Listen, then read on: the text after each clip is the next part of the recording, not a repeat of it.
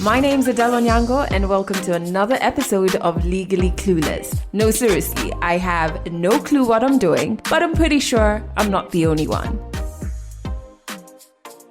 Hey you, welcome to episode 347 of Legally Clueless. This is what's coming up. Now, breaking the news to my mom, I have not, because I remember the relationship I was in before I got sterilized. Actually, when I got sterilized, because it was before, during, and after. He thought I would change my mind. If anything, he was very sure of it, but he never shared with me that beforehand. We had the conversation, like literally, I think the second day I met him, and I'm like, also, and in case you're looking for children or you're looking for something long-term in the line of having children, it will not be me. When I got the appointment to go for the procedure, I literally didn't tell him. We have come to the final part of Brenda's story and I can't wait for you to listen to it. She's an incredible storyteller, but an even more inspiring young woman. But before we get there, thank you so much for pressing play and becoming part of this community where we document African stories, we walk our healing journey, and we do it shamelessly. If this is your first time here, audio episodes of this particular show go out every single Monday. On Wednesdays, we have the midweek teas. On Thursdays, we have For Mannerless Women. And very soon on Friday, our seasonal show, Ask a Therapist, will be back. You can catch all our past episodes of all our 4 shows. 4 shows on all our podcast platforms. And you can watch our shows as well on our YouTube channel. It's linked in the show notes. If you're an OG member, I've got nothing but love for you. And something exciting is happening, and I think it's something that will benefit not only me, but you as well. Okay, so before we get into today's story, on Saturday, the 25th of October, we're going to be hosting a wellness talk that is all about smart money strategies for entrepreneurs and freelancers. So if you are a content creator, if you are a business owner, if you are thinking of leaving employment, this is a must attend because one of my favorite Kenyan money educators, Susan Wanjiku, is going to be our speaker.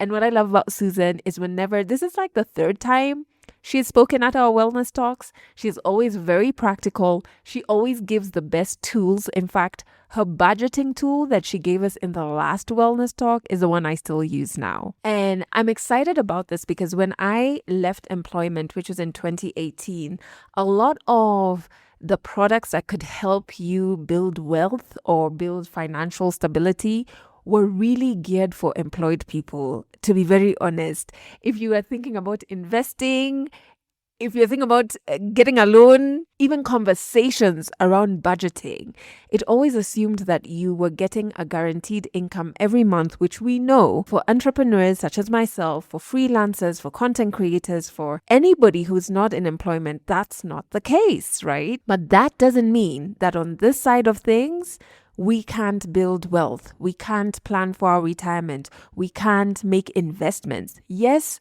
we can. And it doesn't mean, in fact, there's this, whenever you ask somebody how's business and they're all like, it's difficult.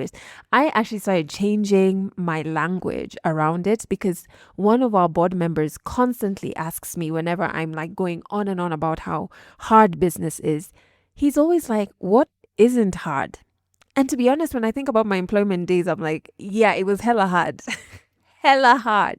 So I'm excited about this wellness talk because one of the topics we're going to be covering is shifting our mindset from survival to sustainable success. So can we move from just like living paycheck to paycheck to actually having sustainable, comforting, calm financial success? Susan is also going to be walking us through what I think is one of the most important steps, separating business and personal finances. She's also going to talk to us about how do you budget when you have unpredictable income. It's kidogo hard, right? But it's possible. She's going to talk to us about within our business, within our freelancing, within the content creation, can we build multiple streams of income? Because that will go a long way when it comes to sustainability. Can we invest even with irregular income? Yes, we can. And Susan's going to teach us how to. And she's also going to talk about retirement planning for entrepreneurs and for freelancers. It is possible. These are not only things that are for employed people. And so I want you to attend. We always make sure our wellness talks can add to your wellness, and we look at wellness as financial, physical, and mental. So clearly, we're ending the year looking at our money so that come January, we started right. It's a virtual session so that wherever you are in the world, carve out time and attend. It's from 9 a.m. to 12 noon East Africa time, and tickets are only 1,000 bob. For the wealth of knowledge that Susan Wanjiku has, 1,000 bob is a steal. Trust me. Grab your tickets right now. There is a link in the show notes. And of course, remember they're limited because we always try and make sure the talks are intimate enough for everybody to ask their questions. So if I were you, I would grab my ticket now before we close our ticket portal. And you know, us here, we're very strict. I think I saw last week for our group therapy, I told you Thursday we are closing our ticket portal. I don't know why sometimes you don't want to believe me, because come Friday, there were very many people saying, hey, can we? I'm like, no, we closed it so that we can prepare adequately before the actual day. So don't wait for us to close this ticket portal, because once it's closed, this opportunity passes you by. However, if you know somebody in your life who is an entrepreneur, who's a freelancer, who wants to be a content creator, who wants to quit their job and move to this side of life, please share our wellness talk with them. It will go a long way. Trust me. I wish when I was starting my business, I had a resource like this. There would have been a lot of mistakes I would have avoided and a lot of heartache. But anyway, link is in the show notes. Right now, we are arriving at part 3 and the final part of Brenda's series, or Brenda's story. So a bit of a recap. And if you've not listened to episode 345, 346, you might want to go back and listen, because if you don't, you'll be floating. But 345 part 1, we met Brenda growing up in Meru, huge community of family around her who began questioning and assuming that motherhood must automatically be in her destiny. Then came part 2. We followed her into her getting to understand her body a bit better, trying to understand contraception, experiencing the stigma around tampons. How crazy was that? And around abortion. And just the power of finding a child-free community where she felt less awkward and like she belonged, And now we're in part 3. She finally has access to a sterilization procedure. Will she go through it? Listen up. 100 African stories on Legally Clueless. Stories from Africa.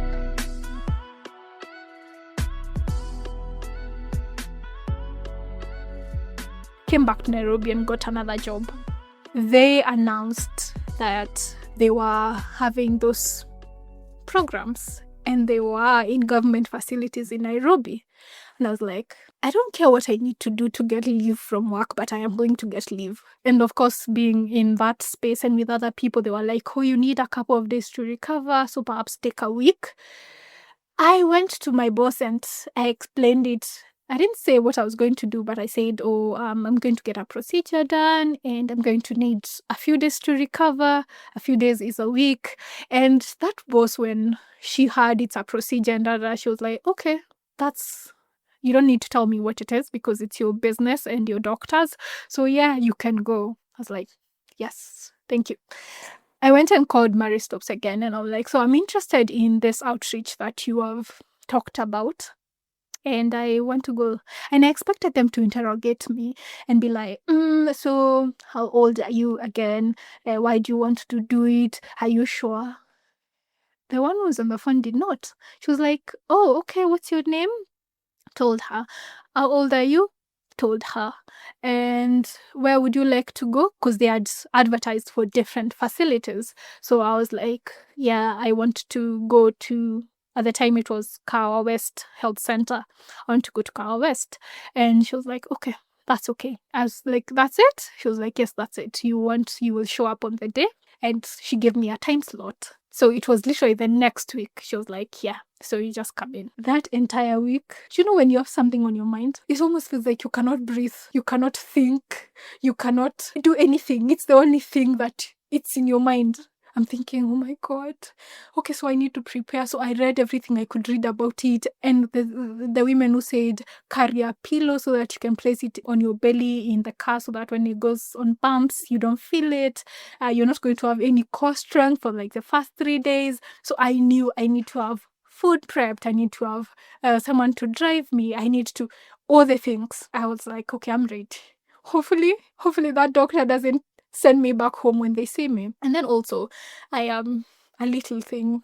By that I mean I'm 5'3" and 51 kgs on a good day. I have a baby face. So when everyone sees me, they think I am younger than I am. So I was like, that doctor is going to look at me and think that I am 22 and send me back. Anyway, so that day came and I went in early because I was like, I need to be there in the time slot that I was given. I can't miss it, or at least I can miss it because of something that I did. So I got there.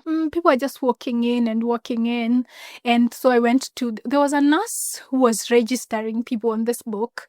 And I went to her and I'm like, okay, so I'm here for the Mary Stops thing. So now, the good thing was, they were also giving contraception out to women, like the normal ones that are not long term. And she was like, oh, you're the smart girls. I was like, huh. Yeah, I was like, yeah, you should take charge of your health. You cannot have a baby you can't raise. You should be ready. And things like these are good for you because you get to have quality services for free. I was like, yes, I am. Like, I hope in that list they are not writing who is going to get an implant and who is going to get their tubes tied, because that you're the smart girls is going to change so fast. But she didn't. She was like, so tell me your name and your age and this is where you sit. I was like, really? My name and my age and that is where I sit. So we were seated in the maternity section, not really like the newborn section where women would come in with their newborns to have them get vaccines and get checked and all that. So that's the place we were seated. And one thing I'll never forget is the way people treat women with children. We have a society that will go on and on about the value of motherhood, how it's a blessing, but then when it comes to the things that matter, they don't translate to that. Because we were seated there and these mothers have like literally newborns, like their first appointment back at the hospital. And this nurse stands up and he starts talking to the women and telling them about also the Mary Stops program if they want to get on contraception. He finished, he was like, alafu ukataye kukuja hapa kudungwa hiyo sindano, mwende mkazazae kama mbwa na huyo mzee akuache. I don't think I've ever gasped that round. That means, so then some of you are going to refuse to get this injection. By injection, I guess he meant the contraception from Mary Stops. They are doing it for free. Then you're going to go back home and give birth like dogs, and that man is going to leave you. In all the people that were seated there, and especially the moms who had the newborn babies, they didn't even react. I literally gasped and that man looked at me. I'm like, but why are they silent? Is this a thing? This being degraded and insulted for what? For having the best thing that apparently is supposed to happen to you. This is what women are made for. This is what women are supposed to be. But this is what also they are treated like for doing what people say they should do. I literally sat there and I was like, what? What on earth? Anyway. Now, the government facility people and the moms and the babies that were being given their vaccines and checked and all that, they continuing doing their thing, and we who are coming for the Mary Stops thing sat down and waited. Eventually, the Mary Stops doctors and the other people who were in the program came in. They talked us through the different procedures they had, and they said whoever is coming here for short-term contraception should sit on this side, and then the people who want to have their surgeries done today, they should sit on this other side. And I was the youngest of the group. And the problem is I looked it. So a lot of the time, people are looking at me like, did you sit on the wrong side? I just sat. They were doing the procedures according to who came in when. So I was the third one. When it was my turn, and this doctor came in and called me and then took me aside and gave me the forms. And she's like, so you're going to sign here and sign here and sign here. So what's your name? What's your age? Do you have any pre-existing conditions? Are you taking any medicine that we should be aware of? Have you ever had surgery done before? And she was asking this normal questions that would be asked at such a procedure. And me, I am waiting to be grilled. I'm waiting to explain myself. If anything, I had the points in my head lined up. This is why I want this. This is why I'm sure. This is how I know I will not change my mind. And even if I did, I wouldn't blame you. I had all these things to say. And she didn't ask a single questions about those things. She was like, oh, did you have your blood pressure taken? And I was like, really? And she was like, oh, so then you sign here. And I took the form and I'm like, is that it? And she was like, yes. I'm like, so you're not going to interrogate me? She was like, no. So I'm like, really? And she was like, yes. And she's like, oh, you're a grown woman and you're here, so you know what you want, no? It's not like you are lost or something. I'm like, no, I'm not lost. And yes, I'm sure. She was like, that's it. And you just sit and wait. And I signed the form, gave it back. And I sat and waited. And then it was my turn. And I walked in, and that doctor was signing my forms, and there was a nurse, and there was, I don't know if he was a doctor or a nurse either, but he was there too. They were like, oh, so they explained the procedure to me. They were like, so we are going to numb you. And actually, you don't need like the full anesthetic that takes someone out. We're just going to numb you from your waist down, and then we are going to make an incision just above your pubic bone, and this should take like at most 45 minutes. I was like, really? I was in my mind, and this other doctor was like, really? Or like, do you want to change your mind? I'm like, no, I don't. I'm just wondering, could it be this easy? Like, it's almost like it's too easy. I'm like, it's just, I have been looking for a doctor at that point for 3 years, because I was 28, for 3 years. And then I just walk in today, sign some forms, and then I'm here. What? Anyway, and he was like, so you just lie down on this. It wasn't a table, it was one of those surgery beds that look like they're going to torture you on it or something. But he's like, you just lay down here. And we are going to start with an antibiotic, I think it was, because I was given 2 injections, and the one they said was to prevent infection. I don't remember the other one was exactly for what. They started numbing me, and they're like, so they would poke me, and they're like, do you feel that? I'm like, no, I don't. They're like, good. And we are starting. Like, oh my God, I wish, in a way, I wished there was a mirror above me or a camera or something, because I wanted to see it for myself, because I couldn't believe it. I'm like, I want to make sure. And I asked this doctor, are you sure you're going to tie on both sides and cut out the middle part? Are you sure? And he's like, yes, I am going to do exactly that. And the other doctor, the one who assigned my forms, she was laughing because she thinks it's a joke. And she's like, and the way I'm going to do it, it was on a Thursday. She was like, by Saturday, you're going to be hopping and skipping outside. I was like, you're lying. I think I'm going to be in pain for a week. She was like, you're not. You're not going to be in pain for a week. The way I'm going to do it, you're going to be hopping and skipping. Now, because the anesthetic is halfway, and also they numb the upper layers of the skin before they get inside, so you don't feel the incisions, but it kind of feels weird when they're looking for the tubes, because they have to, I guess, move a few things around in there to get to them. It's the weirdest feeling ever. It almost feels like bad hiccups in your belly. I don't even know how to say it. That feeling you want to hiccup but not, but someone is doing it in your... It feels so weird. But I remember thinking, oh my God, I cannot believe this is happening to me for free in the easiest way possible that I couldn't even have thought of it. And she was like, oh, so we are isolating the tube. This is tube number 1. And then we are going to numb it again. And now I'm tying off the ends, and then I'm cutting. And then she's like, okay, that's done. So we go to the other side. In a way, it feels like an out of body experience. Like I was watching them do it to someone else. Like I was not present. They did it. And then she was like, and now you're done, so I'm going to sew you up. Like, okay. She did sew me up, and she's like, and now we're going to take you to the ward so that you can recover. And then I'm going to come back later, check on you, and then we are going to discharge you and you go home. I'm like, are you sure you did it? Now, it's a government hospital, or rather it's a government health. It's called Unhealth Center. There's different classifications for that, and they don't have 1,000 different wards, or even 10 different ones, or even 5. They literally have 2 or 3, the men's one, the women's one, and maternity. So the theater room was just on the corner of maternity. So when they took you from theater, they would take you to maternity.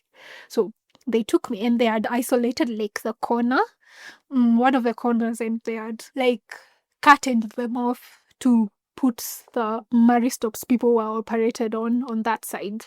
But then it's a curtain. You can hear and see everything if you just push it aside. So anyway, my doctor was like, and also you have to like walk out by yourself. They're like, you won't go home unless you can walk. And it's not that you cannot walk, because I stood up and I'm like, okay, my feet are working.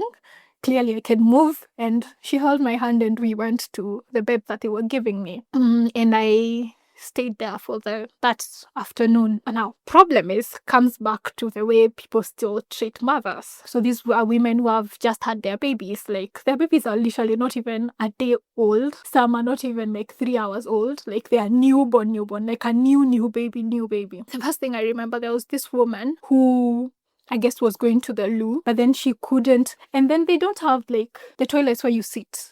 They're like the hole in the ground that flashes, and she couldn't squat down. And she wanted one of the nurses to help her. And my God, the way that nurse spoke. And she told her that she was not there to spoil her. She's not the one who, I guess, gave her the baby.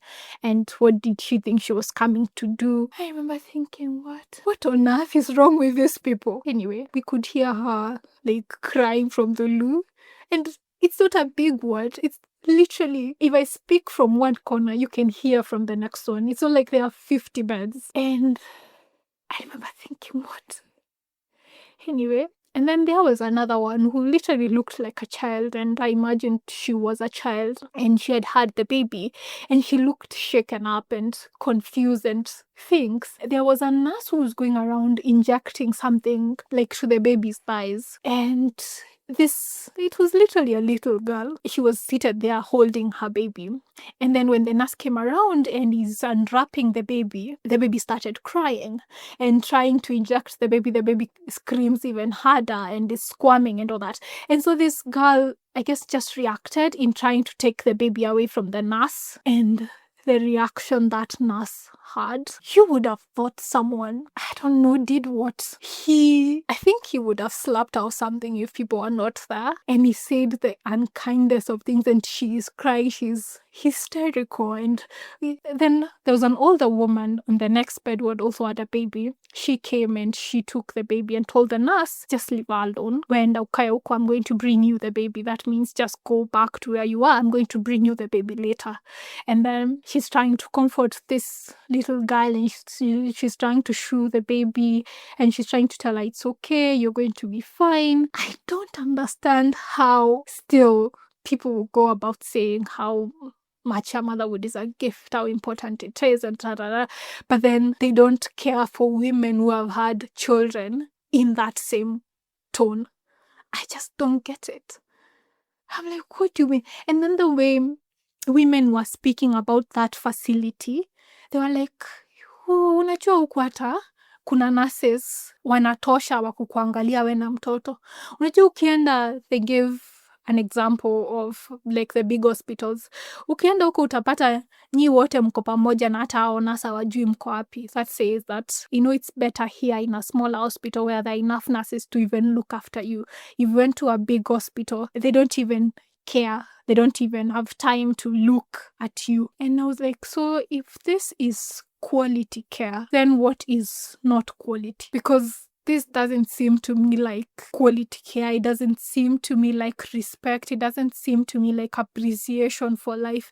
It doesn't seem to me like anything good. So when they say this is a good place, what about the bad ones? My doctor came back. She was like, so how are you feeling? I was kind of groggy and I'd slept a bit and then woken up again. And she was like, oh, and you need to also eat some food.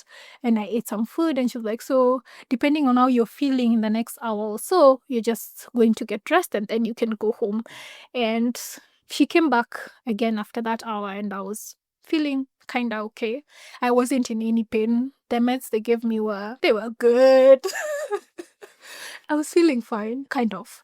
And she was like, also, these are your medication. We have this painkiller and this antibiotic. You're going to take all the antibiotics until they are done, but the painkillers, you take them as needed. And she was like, then you can go home. And so she was like, oh yeah, and also don't wet your bandage, and you can remove it after 3 days and you should be fine. And in case you're not, you're supposed to call our number and we'll give you further instruction. And I went home and I was fine.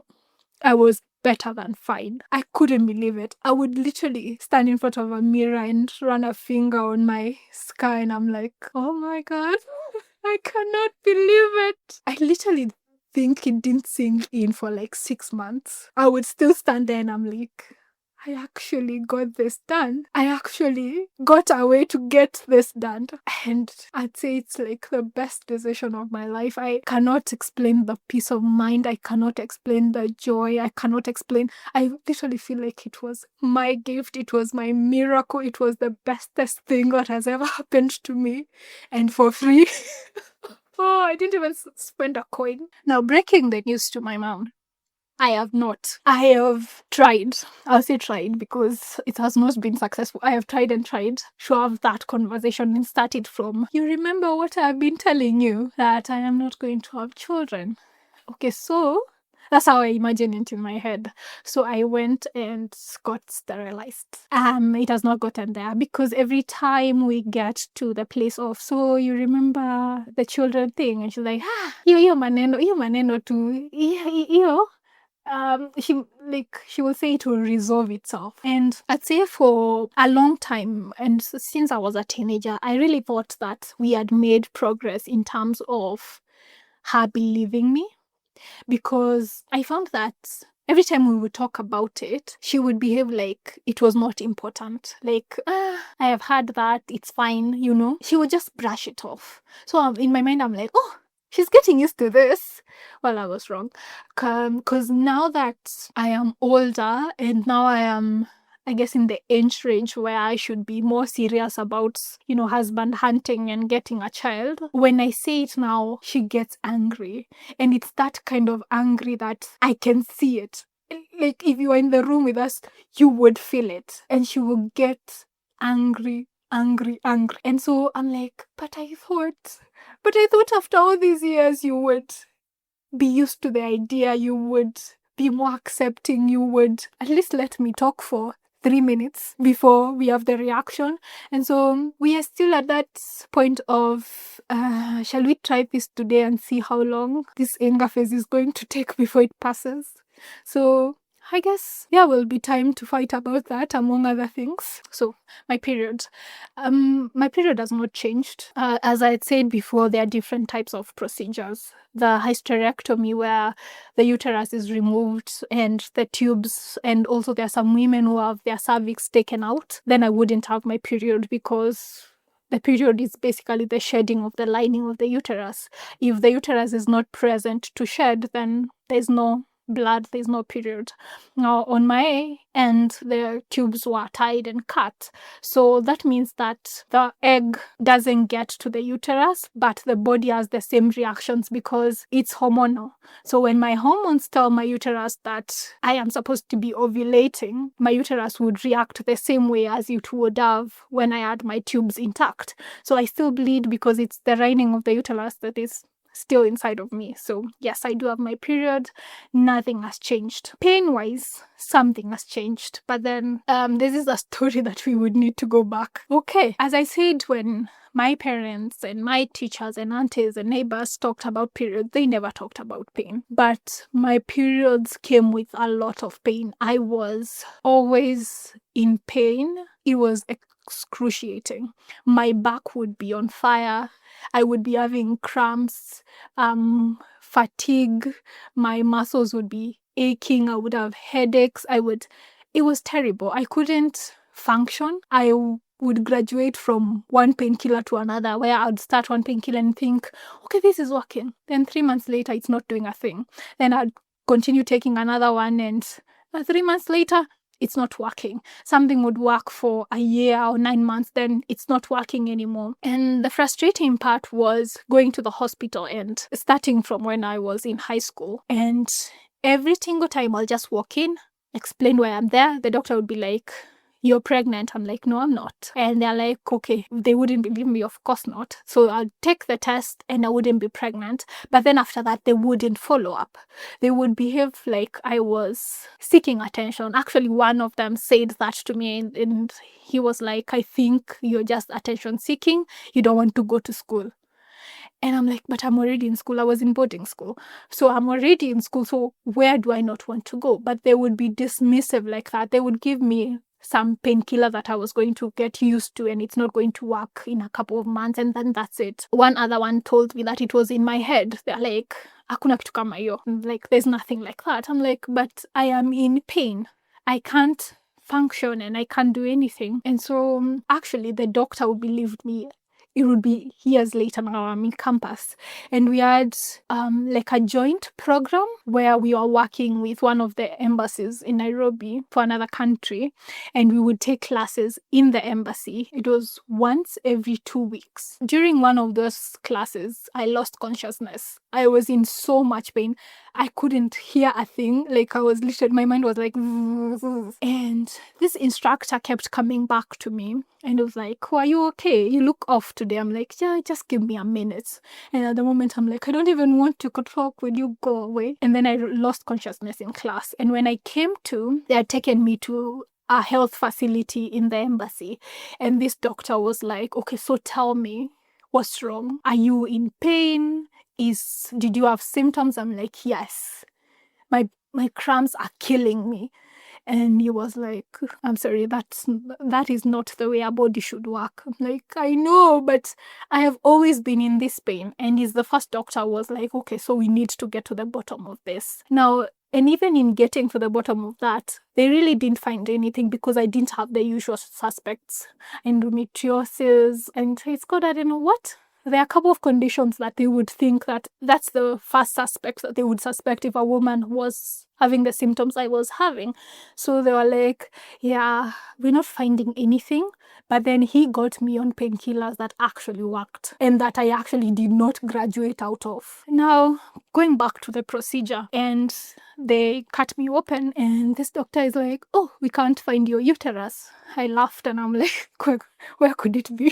Like, where could it be? And yeah, she's like, "Okay, let me try and see." And at some point she's like, "Okay, I think we might need to increase the incision site so that we can see better.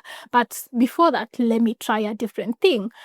So I don't know what she did in there, but she did something. And then she's like, "Oh, why didn't you tell me that your uterus was retroverted?" I'm like, "So how would I have known?" It literally means that the uterus should be on the front of the belly, either with the intestines or right behind them. But then mine, and it should be like center-ish, like navel down. And mine was only on my right side and tilted all the way to the back. It was touching nerves it shouldn't be touching. That is why I would be in so much pain everywhere. So it was literally affecting all my systems because it was placed the wrong way. So she was like, "Yeah, if you told me that, I would just have made a different incision, then it would have been easier." I'm like, "I don't know. I did not know until now when you told me, because your colleagues have been telling me again that this is impossible, that I couldn't have been in that pain because there was nothing wrong with me." She was like, "Yeah, well, they were wrong." And so she kind of moved it to relatively where it's supposed to be, and now I'm no longer in pain. So that was another blessing. I got 2 for 1 for free. Well, so when it came to sex, remember what I had learned from my book: use 2 forms of contraception every single time.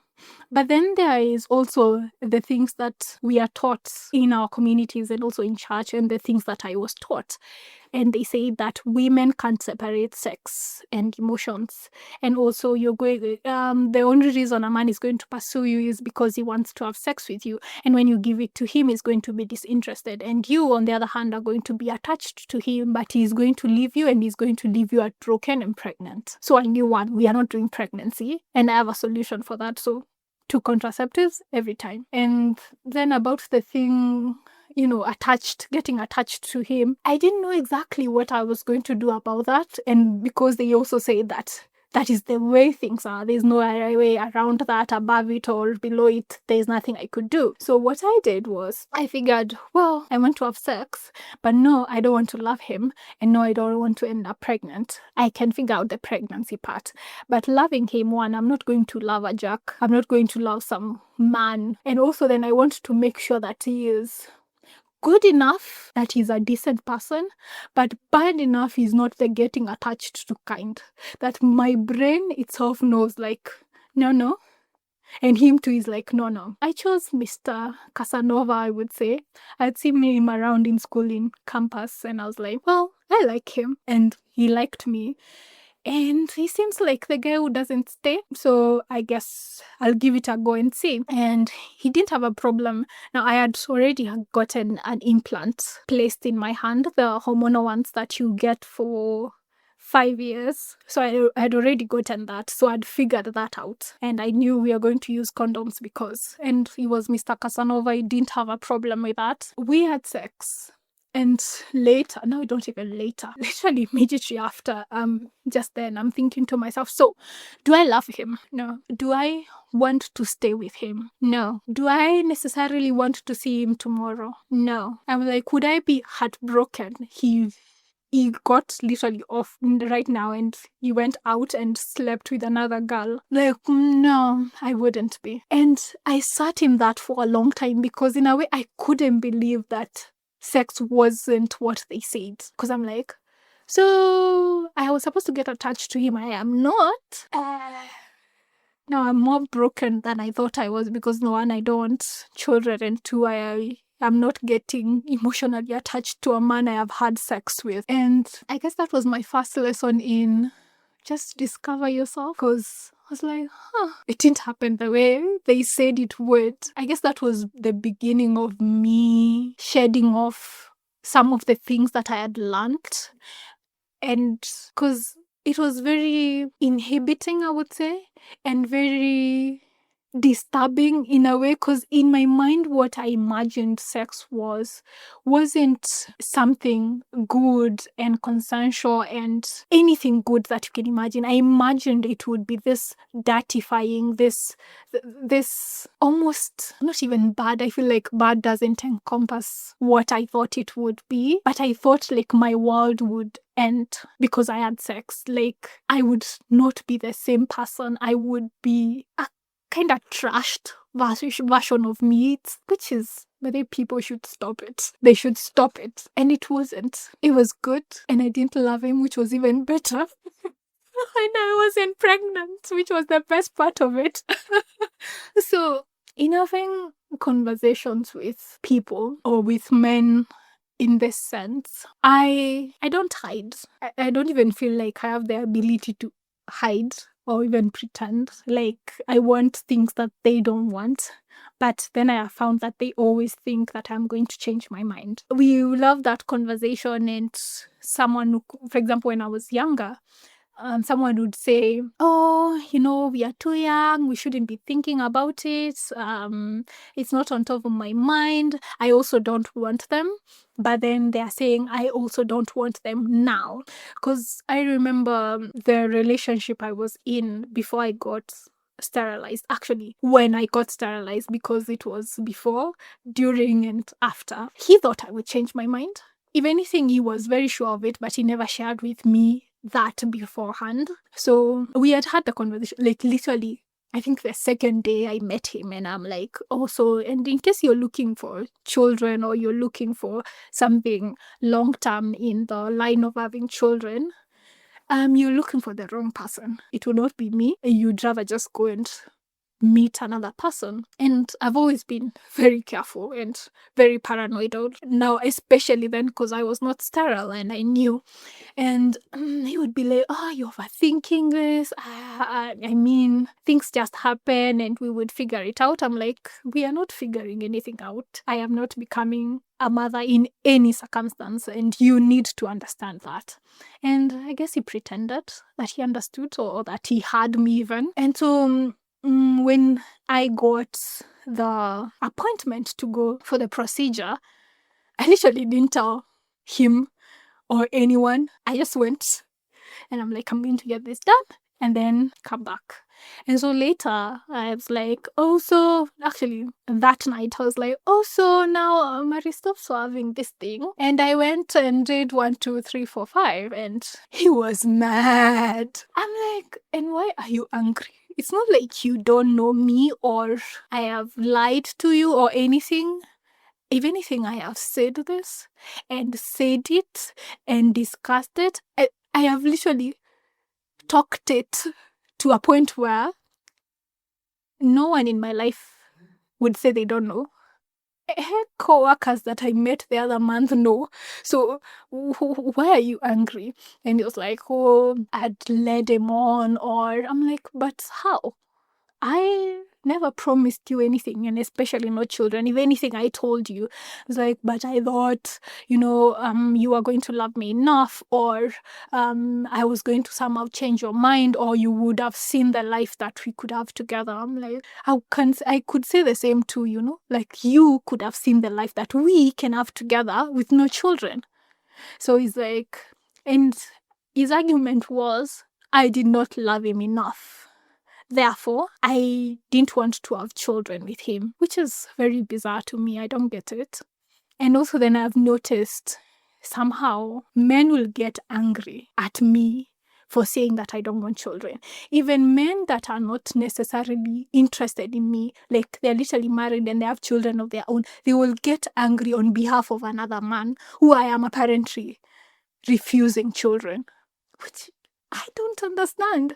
And so having that conversation with prospective dates or dates, and they have either they're angry about it, either they think I am confused, I'm like a child, I don't understand what I'm talking about, or they think that they are going to change my mind. And I don't understand the instinct, because when someone tells me that they want children, or when a man tells me they want children, it has never occurred to me that so-and-so is offending me. So-and-so is refusing to not have children, or so-and-so is having children so that they cannot have a life with me. I don't understand that. Now, the good thing is, in being in like a community of child-free people, now I have met, I guess, enough men who don't have children, and they are not interested in children, and they have made decisions for their lives and for their bodies in having vasectomies to prevent that.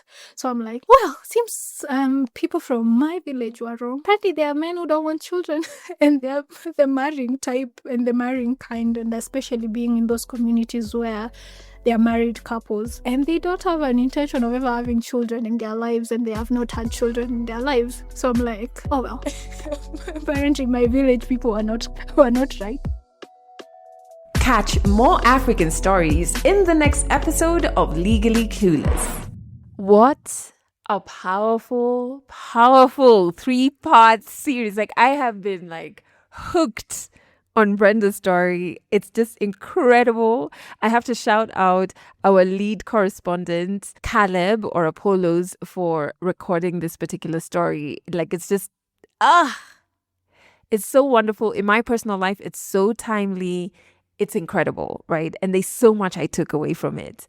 Number one, women's healthcare has so much shame embedded in it. What? You can make a choice as a woman of grown-up age, right? You are recognized by the state as being an adult. You go to look for certain procedures and you will be shamed. They will even withhold services from you. Crazy that we're still dealing with this in 2025, right? I think healthcare needs to move to a point of, here is what you need to know for you to make a decision, but the decision is yours because you are not a group project, please, right? I also feel like body literacy, maybe I can just call it that, absolutely changes lives. Like when Brenda was talking about understanding period pain, right? To naming a retroverted uterus, right? language and accurate info. Like, this literacy on our bodies as women is so important. And it just breaks my heart that research on women's health is not as advanced as it really should be, because we need this information, right? For example, periods. We were conditioned to believe that periods are meant to be painful, but they are not. And should you complain about the pain, you're seen as Brenda said, you want attention. What? Another thing, I think she mentioned it in part 2, touched it slightly in this episode, just finding people who not only respect your truth, but they believe it. I feel like that aspect, and it happens a lot. I don't know why there are very many men like that. Like, when a woman has autonomy and understands her body and has made decisions for her life, and those decisions maybe are not popular, you don't hear many people taking that path, such as wanting to be child-free, there are men who will agree and perform acceptance of your decision, but of the back of their minds, they are waiting for you to change your mind, or they are hell-bent on changing your mind. I find that to be very disrespectful, thoroughly disrespectful, especially across all issues, but especially with something as serious and life-changing when it comes to your health, when it comes to your finances, when it comes to just your life as childbearing. That is absurd. And what a waste of time also. What a waste of time, man. But ultimately, whether you choose children or not, the standard should be care, it should be respect and consent, especially in maternal spaces. I wanted to wring those nurses' necks who were treating people or mothers so disrespectfully.